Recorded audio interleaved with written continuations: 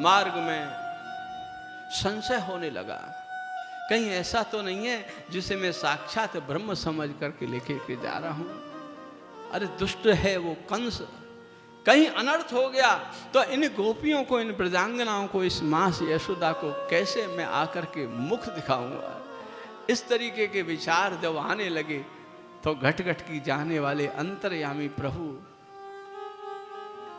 उनके मन मस्तिष्क पर, उनकी चेतना पर जाकर के ऐसा मस्तिष्क कर दिया कि वो अपने आप को जो है बड़े व्यथित होकर के, श्रमित होकर के व्याकुल हो गए और एक किनारे जो है रथ खड़ा करके खड़े हो गए। सामने से जो है मार्ग के समानांतर दिशा में यमुना बह रही है। उस यमुना को देख करके बोले कि मुझे बड़ी बेचैनी हो रही है, कहीं ऐसा ना हो कि कृष्ण के साथ कोई अनर्थ हो जाए, इन बालकों के साथ। जैसे ही जाकर के श्री यमुना में स्नान करने लगे और डुबकी लगाई है, तो डुबकी लगाते ही क्या किया है कि शेष साई भगवान जो है, नारायण भगवान के स्वरूप में कृष्ण का दर्शन हुआ है उस यमुना में। बाहर निकल के देखते हैं तो वही स्वरूप रथारूढ़ है, रथ में बैठा हुआ है।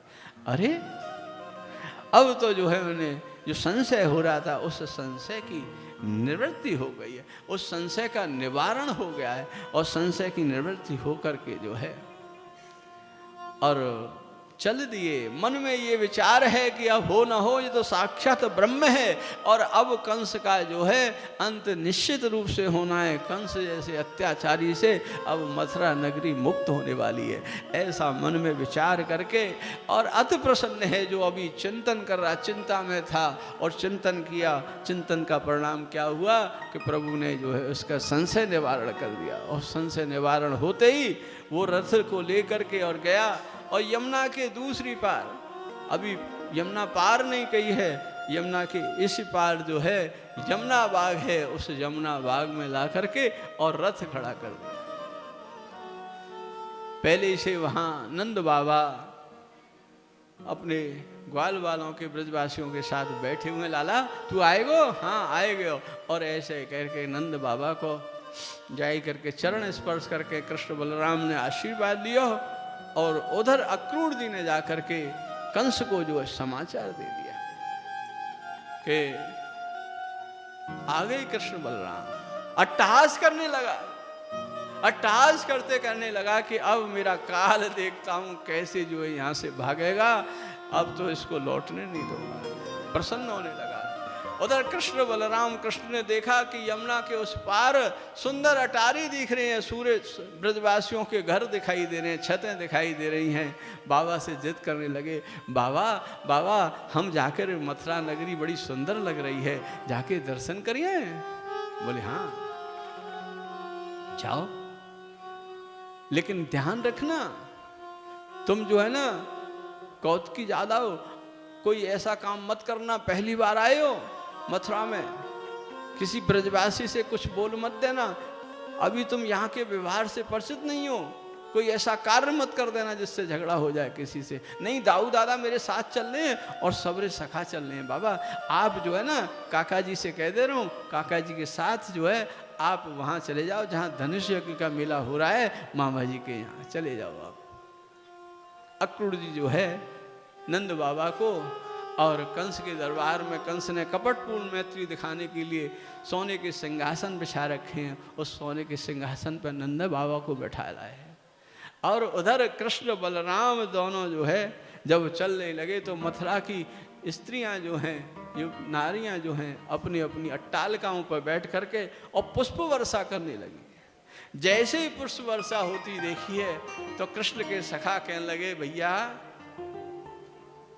कृष्ण, अरे दाऊ दादा देखो तो सही, ये ब्रजवासी कैसे हमारे जो है स्वागत कर रहे हैं, अभी तो हम प्रवेश ही नहीं कर पाए और पुष्पों की वर्षा हो रही है हम पे।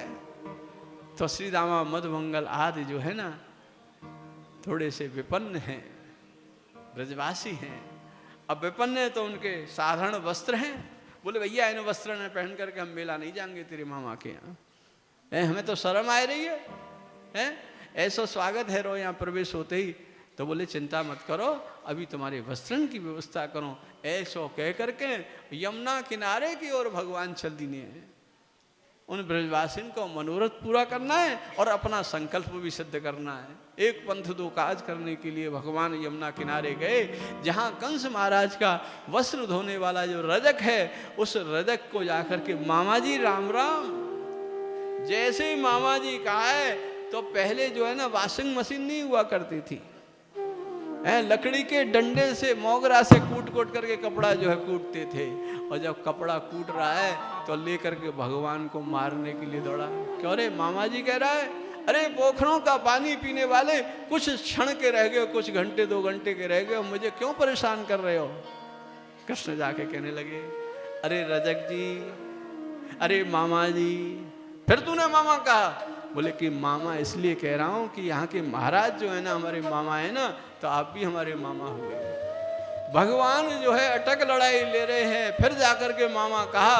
और जैसे ही वो मारने को दौड़ा है ना, तो जैसे ही मारने को दौड़ा तो रजक को भगवान ने पांव पकड़ करके घुमा करके उठा करके धरती से मार दिया और रजक का उद्धार कर दिया।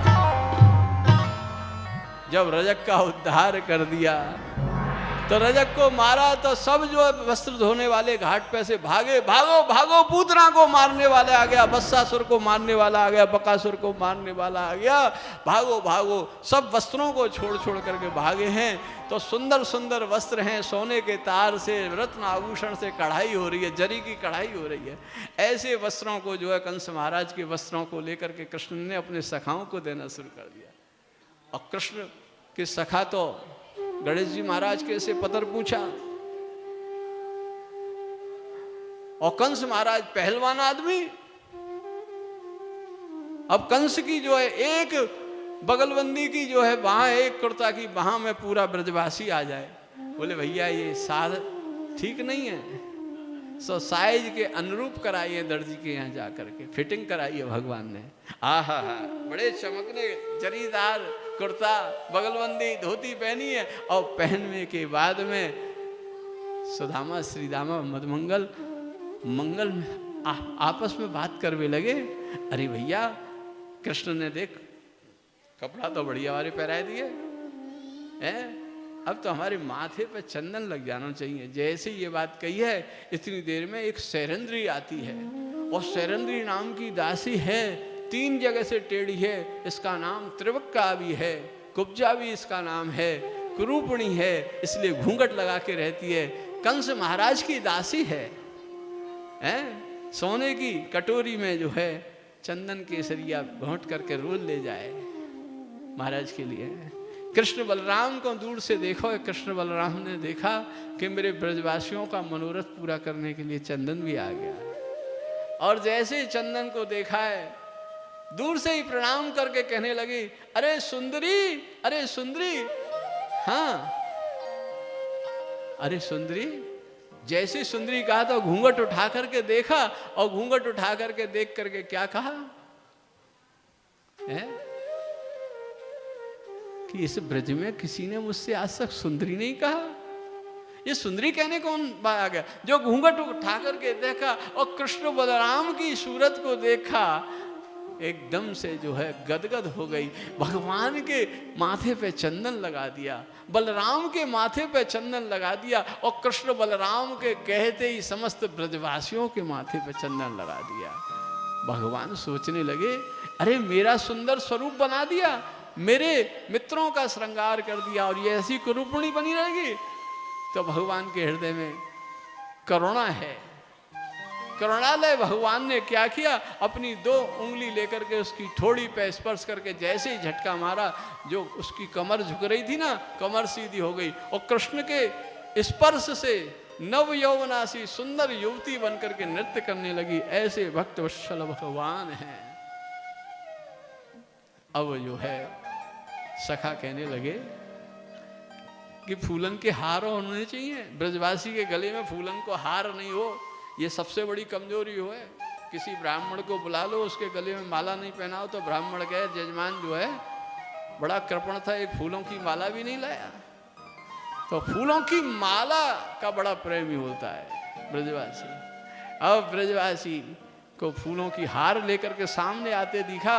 वो कृष्ण का वो जो कंस का माली है, और कृष्ण के दर्शन करके कृष्ण और बलराम के रूप सौंदर्य पर मुग्ध होकर के उनको माल्यार्पण करा, और कृष्ण की आज्ञा पाकर के समस्त ब्रजवासियों के गले में फूलों के हार डाल दिए।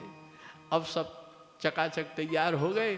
अरे लाला अब चलें, अब मेला देखेंगे। धनुष यज्ञ को तेरे मामा ने जो है सब व्यवस्था बढ़िया कराई दी। देख कैसे सुंदर सुंदर स्वागत द्वार बनाए हैं, तोरण द्वार बनाए हैं।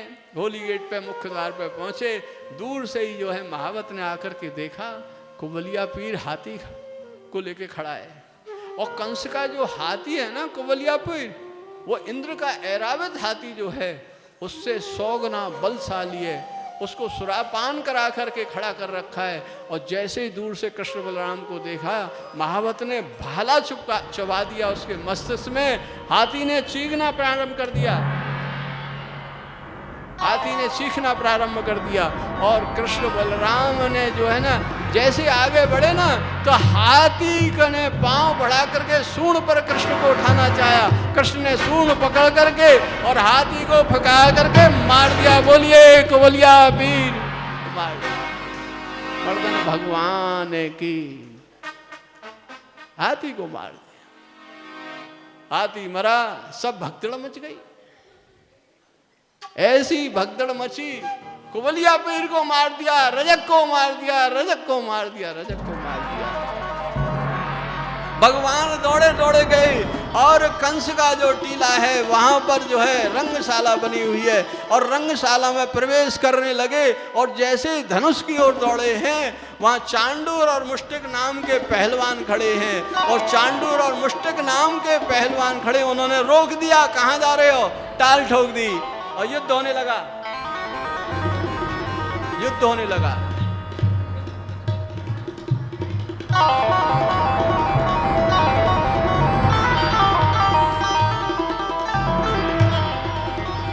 पहलवानों की कुश्ती होती है ना, ऐसे उठा उठा करके पटक दे रहे हैं कृष्ण बलराम। कृष्ण ने चांडूर को पकड़ लिया, और बलराम ने मुष्टिक को पकड़ लिया, और चांडूर का उद्धार भगवान ने कर दिया।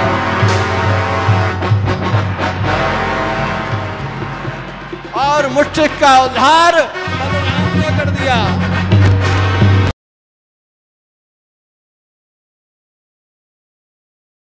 जो है कृष्ण बलराम की जय, कृष्ण बलराम की जय। और जैसे ही भगवान ने छलांग लगाई और जाकर के धनुष को उठाया, उठा करके जो है तोड़ दिया।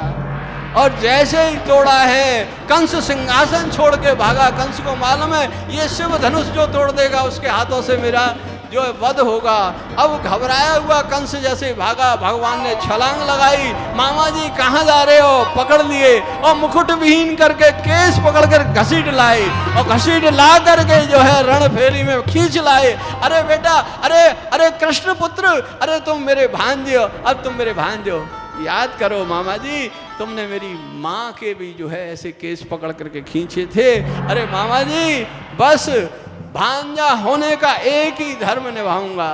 क्या धर्म निभाऊंगा? कि तुम खुली आंखों से मेरा दर्शन करो, और मैं तुम्हारा जो है उद्धार कर दूंगा।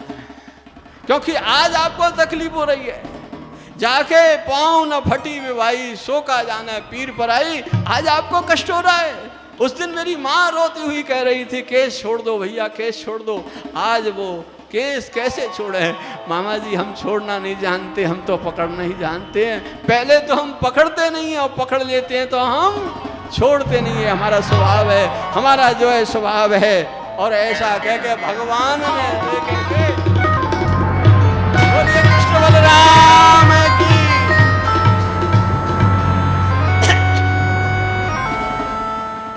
ब्रजवासी दौड़े, और दौड़ करके जो है किसी ने एक भुजा खींची उसकी, किसी ने मुकुट लिया, और ब्रजवासी नाचते आ रहे हैं। हमारे ब्रज में कंस का मेला होता है, मथुरा में चतुर्वेदी समाज बड़े सुंदर सुंदर लठिया पूरी साल सजाते हैं, घी पिवाते हैं, फूलों के हार पहना करके, और विभिन्न अखाड़े हैं। किसी के हिस्से में उनके उसकी तलवार आती है, किसी के में भुजा आती है, किसी के में सिर आता है, किसी के में मुकुट आता है। और गाते हुए आते हैं। भाई साहब गाइएगा। छज्जू लाए खाट के पाए, छज्जू लाए खाट के पाए, मार मार लट्ठन दूर कर आए, मार मार लट्ठन दूर कर लाए। भाई कंस की मूछे लाए, मूछे उलाए, दाढ़ी लाए, मार मार लट्ठन दूर